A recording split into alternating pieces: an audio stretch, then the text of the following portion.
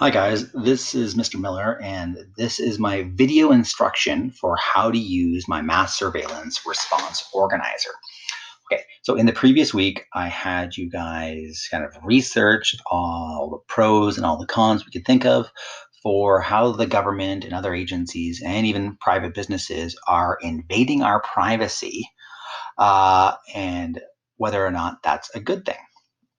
So in the organizer and in the Padlet discussion, I gave you a statement, which is when it comes to the restriction of privacy rights, sometimes the ends justify the means. These laws and regulations are necessary to have a safe and secure society. So the idea behind this organizer and this paragraph response I'm getting you to write is you have to either agree with that statement or disagree with that statement. Is it right? Is it wrong? And we're going to pick one side and argue it.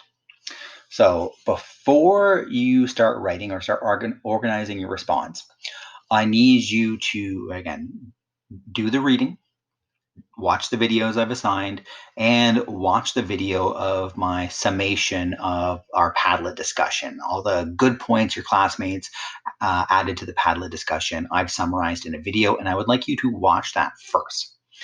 Okay, so what you have to do now is to evaluate all of the evidence we've collected. Read both sides. I'm asking you to keep an open mind and look at both sides of the argument, the pros and the cons, and pick what you think is the strongest side. And the strongest side backed by evidence, not just argument, not just opinion, but fact and law. That is what I'm trying to teach you. Which side has the best side, or again, the most supported side.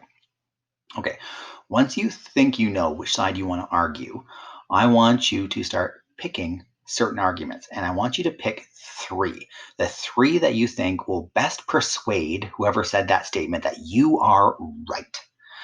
So in our little T chart here, I want you to, again, highlight, again, what you think. And don't take my highlight here as any type of, again, saying that this particular point is the most important, but you could use it. But highlight what you think are the three most important things that would prove your side right with evidence. So pick three, and I'm not saying pro is good. I'm not saying con is good.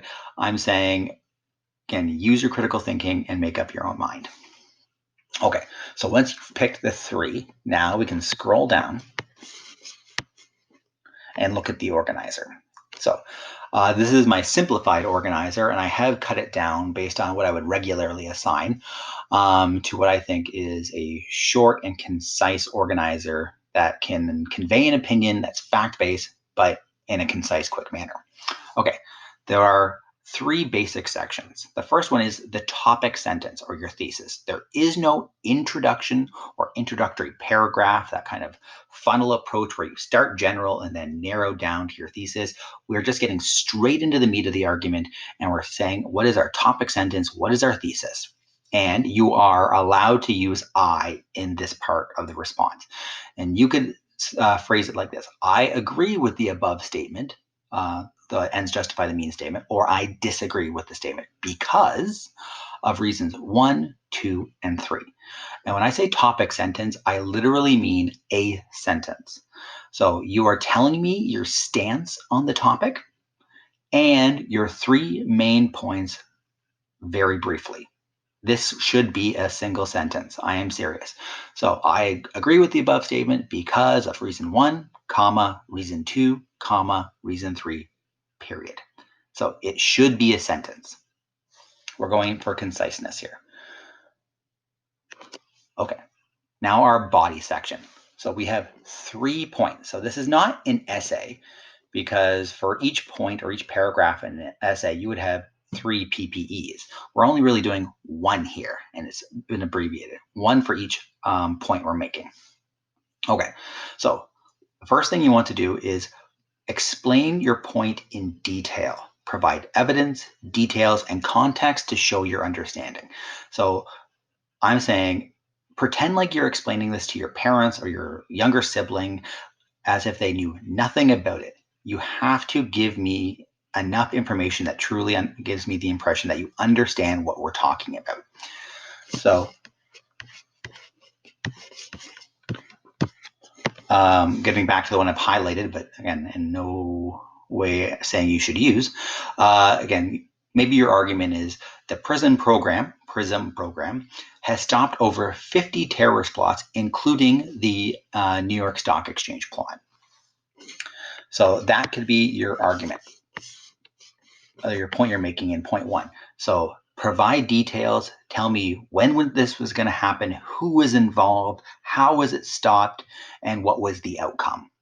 So give the reader, the person reading your essay, enough information, enough details, evidence, and context that you understand the topic, and also provide the source. But I'll get into citations later in about 2 weeks. Okay, the second part of each body paragraph is connect it to the thesis. So again, you're asking yourself, so what? Why should I care that the PRISM program has stopped 50 terrorist plots, including the New York Stock Exchange plot? Again, this is where you're connecting it back to your thesis. What are you arguing? So if you are arguing in favor of mass surveillance, that the ends did justify the means, you would argue, well, it has been effective, this mass surveillance program, in stopping these terrorist plots, keeping people from being killed. Maybe we should keep these programs in place because the ends are justifying the means. Again, we are sacrificing our personal freedoms and liberties, but people are being saved and terrorist plots are being stopped. Okay, so I need you to do that 3 times. So point 1, point 2, point 3. And lastly, your concluding sentence, which is almost a repeat of your introductory statement, where you are kind of summing up your argument. Again, you are restating your thesis, whether it's agreeing or disagreeing with the above statement, and you are providing very briefly your 3 main points, again, summing it up. Okay, the last thing I want to talk about, so remember this is brief. So in general, your topic sentence is 1 sentence. Your point explained in detail is about 2 sentences. Connecting it to the thesis is 1 sentence. And the same goes for point 2 and point 3. And your concluding sentence, again, is a sentence. Remember my point about this is meant to be brief and concise. You're providing detail and context, but you're not being overly wordy. You're not adding too much. You're not adding in literary devices. Pretend this is being read by a judge, not your English teacher.